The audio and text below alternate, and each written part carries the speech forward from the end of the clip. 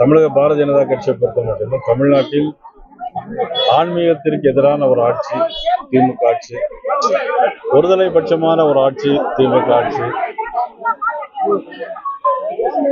நாடெங்கும் கள்ளச்சாராயம் விற்கின்ற ஒரு ஆட்சி திமுக ஆட்சி, கஞ்சா போதைப் பொருளுக்கு அடிமையான ஒரு ஆட்சி.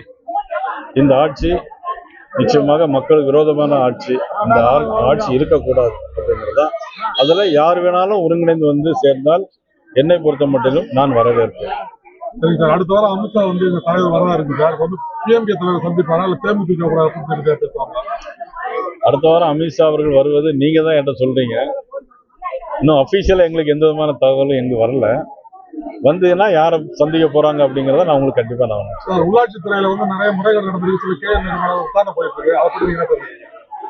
நிச்சயமா அதை பத்தி விசாரிக்கப்பட வேண்டும். அதுல வந்து 888 கோடி ரூபாய்க்கு ஊழல் இருக்கிறதாக சொல்றாங்க.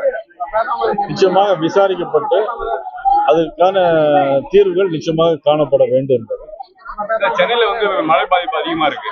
தமிழக அரசு முறையான நடவடிக்கை எடுத்துருக்காங்களா இல்லையா? தமிழக அரசு என்னைக்கு நடவடிக்கை எடுத்தாங்க? தமிழக அரசு நடவடிக்கை எல்லாமே அவருடைய துணை முதலமைச்சராக இருக்கக்கூடிய உதயநிதி ஸ்டாலின் அவருடைய முதலமைச்சராக வேணும். அதற்கான நடவடிக்கைகள் தான் இன்னைக்கு கூட்டணியை ஸ்ட்ராங் பண்ணிட்டு இருக்காங்க. வேற அவங்க மக்களை பற்றி கவலைப்பட்டது மாதிரி எதுவும் தெரியல.